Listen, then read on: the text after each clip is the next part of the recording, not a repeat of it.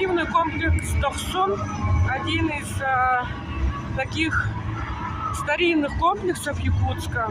Давно уже это центр молодежи. Здесь и футбол тренируют. Обычно соревнования проходят. Какое-то по футболу вот сейчас проходит соревнование молодежное. Кикбоксинг.